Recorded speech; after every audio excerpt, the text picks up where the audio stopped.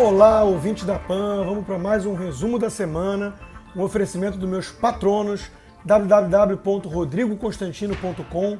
Vá lá, você pode se tornar um patrono também, ajudar na minha causa, na minha independência, participar de lives exclusivas, grupo de WhatsApp e muito mais. Bom, temos muitos assuntos para falar hoje. Vamos começar com o STF, né? Esse que tem sido aí o grande fator de instabilidade política e jurídica no país, né?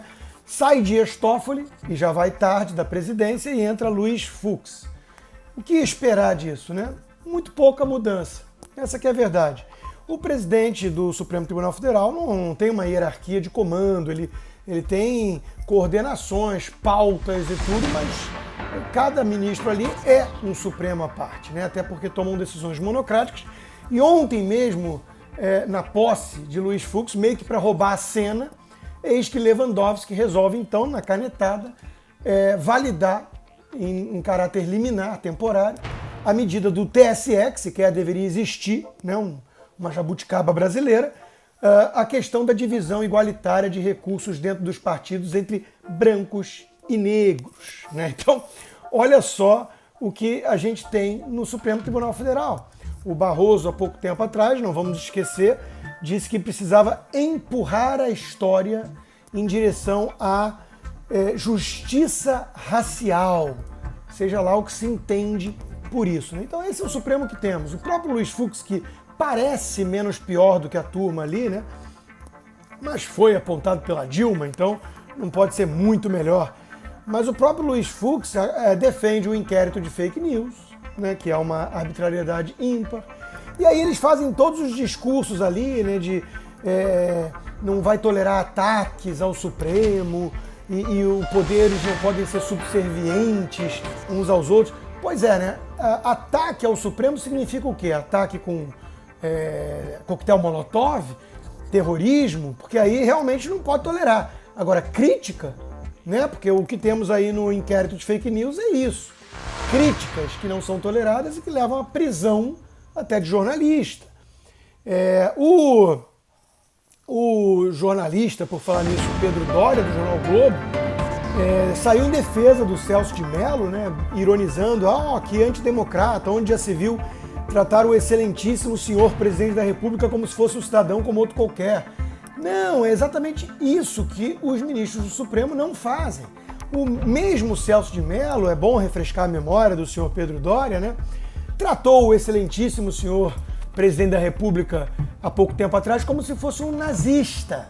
Isso não é igualdade de todos perante a lei, nem respeito à independência dos poderes.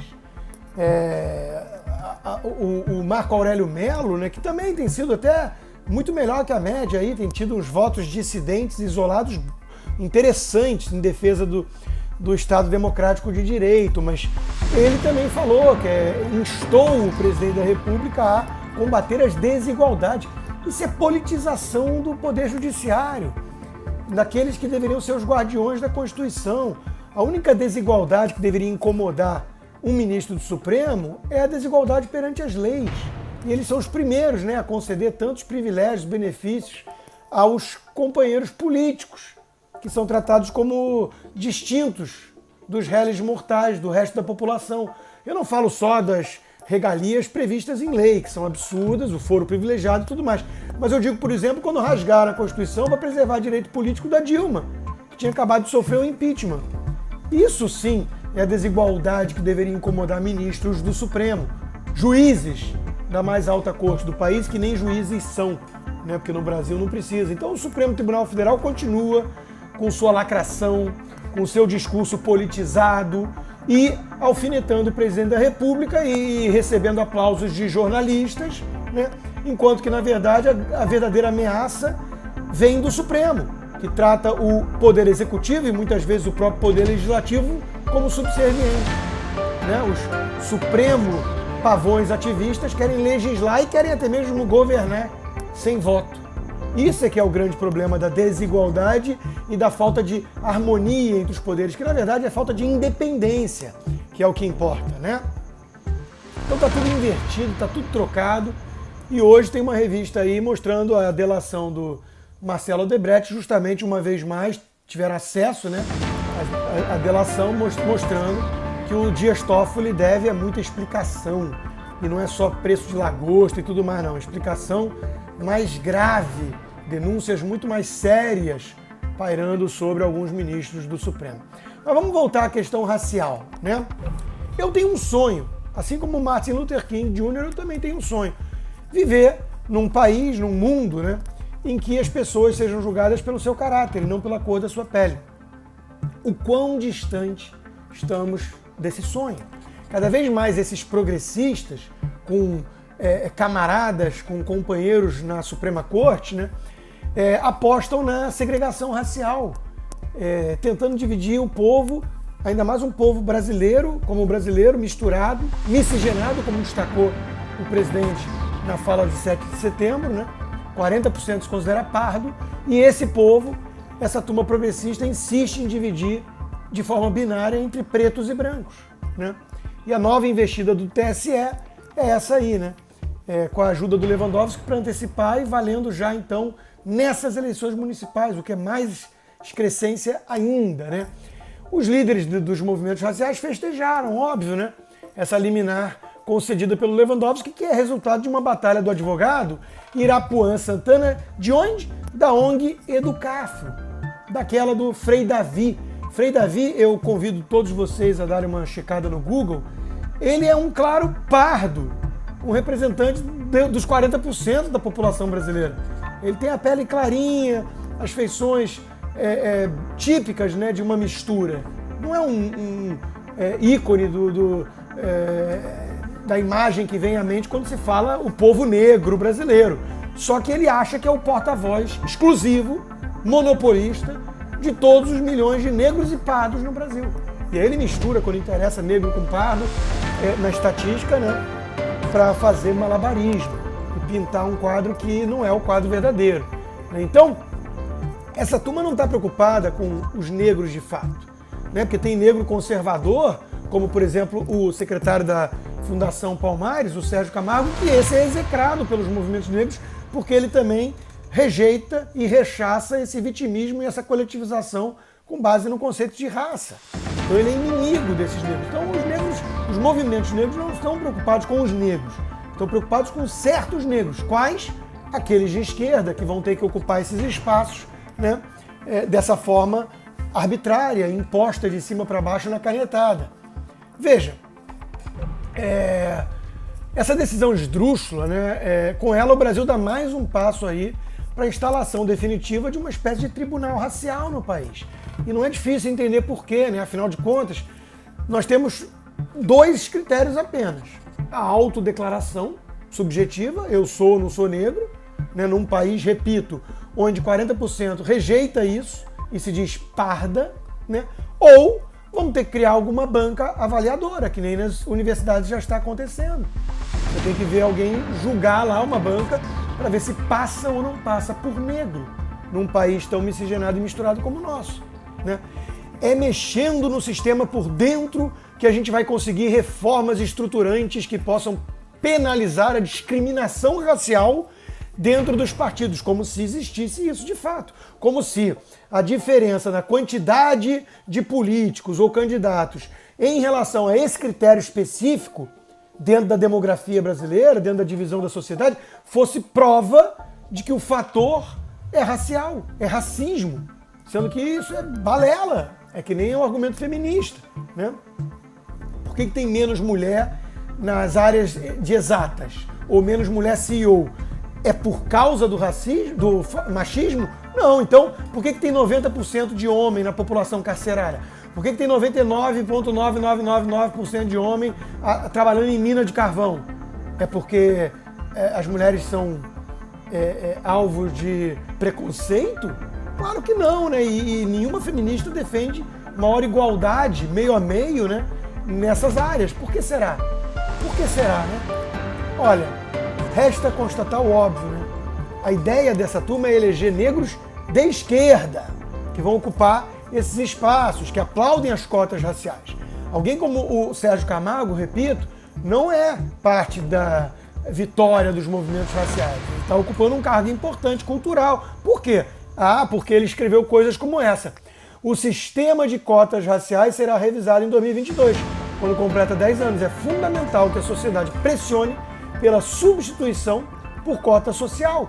Nenhuma forma de discriminação é positiva. O branco pobre é tão merecedor do benefício quanto o preto, desde que esforçado. Ou seja, a direita quer falar em mérito individual, enquanto que a esquerda coletivista insiste nessa divisão binária racial, né, e conta com o apoio dos ministros do Supremo, né, que querem empurrar a história, repito, em direção à justiça racial, seja lá o que se entenda por isso. Veja, um partido político é, o nome já diz, uma parte da população, está representando uma parte. Com base em qual critério? Ora, tem divisão de tudo. As principais são programáticas, ideológicas, doutrinárias, certo? Esquerda e direita, progressismo e conservadorismo, e por aí vai. Impor uma cota de divisão de recursos dentro do partido, dentro de um partido, com base no critério racial, é absurdo. É você criar parte da parte com base num critério apenas que esses lobistas influentes conseguiram destacar frente a tantas outras. Por que não outro critério?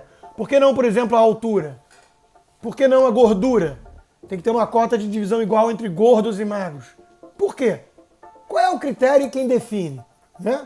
É o lobby desses movimentos influentes.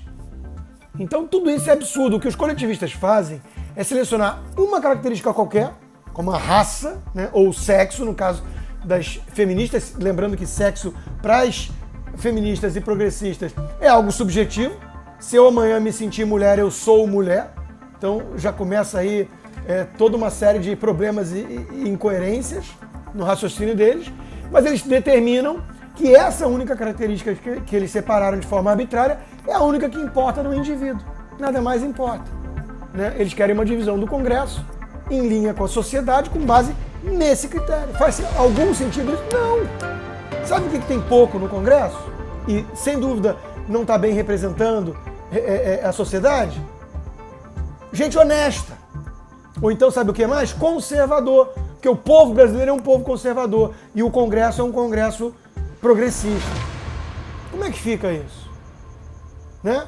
Agora, os movimentos coletivistas, de raça ou feministas, não querem falar isso. Não querem falar nisso. Eles alegam defender as minorias, né, e com base nisso, eles vão enfiar a goela abaixo do povo, né, por meio do tapetão, que é o Supremo Tribunal Federal, esse tipo de legislação absurda. Então é disso que se trata. E aí nada muda com o Fux ou Toffoli no comando do Supremo. Nada muda. Então nós estamos muito mal ainda. E não dá para resgatar a credibilidade de um Supremo com essa turma aí. O presidente Donald Trump, numa entrevista essa semana ao Hannity, na Fox News, mostrou a importância de um presidente abrir aquilo que ele quer ter como candidato potencial para o Supremo. Ele fez isso em 2016 e fez isso de novo agora. E diz que o seu adversário, o Joe Biden, não faz por um motivo muito simples. Se ele tiver que identificar quem são os nomes, os candidatos potenciais a vagas na Suprema Corte, ele vai mostrar o quão radical de esquerda ele é hoje em dia. Porque o Joe Biden pode não ser tão radical. Ele não fede nem cheira. Ele, na verdade, cheira o cabelo das pessoas. É um hábito estranho que ele tem. Mas ele está ali, meio senil e meio gagá, escondido no sarcófago, porque ele é justamente uma cara mais palatável para Kamala Harris e companhia, que é uma turma bem mais radical. E se ele tiver que falar qual é o nome que ele pensa para o Supremo, aí ele vai mostrar isso aí. Ele vai mostrar que ele quer o quê? Um pavão ativista. Que ele quer alguém que vá legislar sem voto, subverter a missão da Suprema Corte. Então o Trump fez isso e de fato cumpriu. Foram duas das decisões mais importantes do seu governo nesses primeiros 4 anos, né? Espera-se que sejam os primeiros. Ele indicou o Gorsuch, Neil Gorsuch, e o Brett Kavanaugh, que são 2 caras que têm erros e tudo, mas em linha geral eles entendem que a função de um juiz ali na Suprema Corte é respeitar a letra da lei e não tentar interpretar tudo de forma tão arbitrária, inflexível e maleável, elástica, como querem os progressistas. Então esse é um tema importante. E por falar no radicalismo do Partido Democrata, né, não podemos esquecer da Ilhan Omar, antissemita notória, coleguinha de gente do Hamas, um grupo terrorista que quer destruir Israel, que falou, né, há um tempo atrás, sobre o 11 de setembro, que alguns caras fizeram alguma coisa aí. Foi assim que ela se referiu ao 11 de setembro. Nós estamos aqui diante de mais um aniversário, quase 20 anos, né, dessa tragédia, desse atentado covarde, nefasto, praticado pela Al-Qaeda do Bin Laden em solo americano, que ceifou a vida de mais de 3 mil inocentes. É muito importante a gente usar essa data para lembrar disso. Nós estamos aí, sim, diante de uma guerra cultural, religiosa até, entre o Ocidente, que representa o mundo livre, democracias representativas, império da lei, né? E o mundo do islamofascismo, que quer a submissão de todos ao Islã, analisado de uma forma bastante literal e radical, né? Islã, aliás, quer dizer isso, submissão. Então nós estamos nesse conflito. E é fundamental ter clareza moral aqui para entender o que está em jogo. E da importância dos valores judaico-cristãos que fazem o legado da civilização ocidental e que estão sob ataque hoje, por parte dos progressistas, por parte de muitos formadores de opinião no próprio Ocidente que conspiram contra tudo aquilo que o Ocidente representa. Como fizeram durante a Guerra Fria também, tomando o partido do Império Soviético. E hoje é uma espécie de Guerra Fria 2.0, não só com a China de um lado, né, e o globalismo, como o próprio islamofascismo, que não morreu, que continua aí, com as suas células de terrorismo e se articulando para tentar avançar sobre o Ocidente, que não vai ser defendido com Justin Trudeau, com Obama, né, e com lacradores que aderem à ideologia de gênero e que são covardes a ponto de sequer lembrar do 11 de setembro. Hoje você vê várias empresas, vários grupos de rede social e tudo, que sequer conseguem prestar uma homenagem a essa data, de tão acovardados que eles estão diante dessas ameaças. Isso tudo é muito grave. Isso tudo é muito grave. E aí o que nós temos? Nós temos a pesquisa do Atlas que mostra o Boulos crescendo em São Paulo dentro da elite. Aí a minha querida coleguinha Vera Magalhães faz uma análise, né, que mostra a força do líder do MTST perante o eleitorado rico, jovem e escolarizado. O mesmo caso do pessoal no Rio. É mesmo, Vera? Não me diga. Não me diga. É um fenômeno novo para a senhora? Sabe por quê? Porque no meu Esquerda Caviar, de muitos anos atrás, isso lá está claro já. Os comunistas sempre cativaram e seduziram a elite, culpada, cafajeste, oportunista, lacradora, que fica sinalizando virtude e espiando suas culpas, entre aspas, seus pecados, defendendo tudo que há de podre na humanidade. Né? Então qual é a surpresa que o Boulos fala para esse público? Não entendo, realmente não entendo a surpresa. Se ela estudasse mais, né, ela saberia que esse é o fenômeno. Esse é o fenômeno. E aí, enquanto isso, o outro do PSOL, Tarcísio Mota, do Rio, né, escreve: urgente, o Sindicato dos Professores do município do Rio conseguiu importante vitória na Justiça do Trabalho, outra excrescência, outra jabuticaba que tinha que ser extinta, né? Ela determinou que as escolas fiquem fechadas até que se demonstre de forma concreta, científica, né, que não há risco aos alunos, professores e à sociedade. E esse sujeito, que só pode ser um vagabundo, aplaudindo então que as escolas vão continuar fechadas, sendo que o pior já passou, que o contágio está desabando, mesmo com abertura, né, mesmo com aglomeração, né, e os isolacionistas radicais, a turma do isolamento, hashtag fiquem em casa, muda de assunto. Não dá uma explicação sobre o fenômeno. Será que o Osmar Terra estava certo? Será que a Suécia estava certa? Nenhuma explicação. Ciência, ciência, ciência. Aí o que faz a elite culpada, a mesma que flerta com Boulos, né? A turma da quarentena gourmet, que para eles arroz só quer dizer arbóreo para risoto, descobre o arroz, porque o preço subiu. E aí vai atacar o governo. Aí o presidente faz uma live deixando claro que o preço vai ser de mercado, reconhecendo então que houve um erro ali, né? Permitiu que o Ministério de Justiça cobrasse explicações do supermercado, mas que o preço vai ter que ser definido pelo livre mercado, diz isso com todas as letras, né? Indo em direção ao seu ministro da Economia, liberal, que entende a importância de preços livres. E, enquanto isso, o governador de São Paulo, João Dória, faz o quê? Posta uma mensagem do PROCON estadual de São Paulo, dizendo que vai mandar fiscais para o supermercado para coibir abusos de preços, porque entende a situação macroeconômica, mas não pode ter especulador se dando bem com isso. E aí esses mesmos jornalistas, essa mesma patota, a Vera a gente até entende, né? Tem conflito de interesse, né? Boa parte da verba da TV Cultura vem do governo. Mas esses jornalistas em geral, silêncio.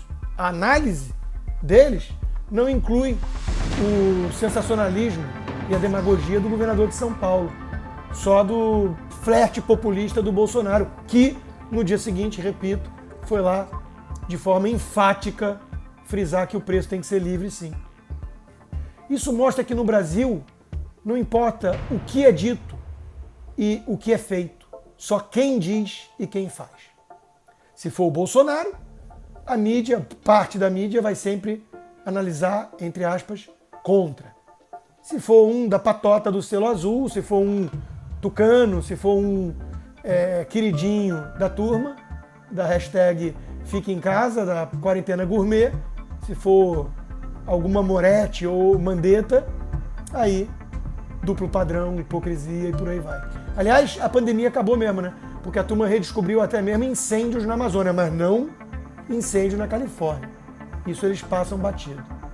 É muita cara de pau, não é mesmo, gente? Bom fim de semana para todos vocês. Muito obrigado pelo apoio e até a semana que vem.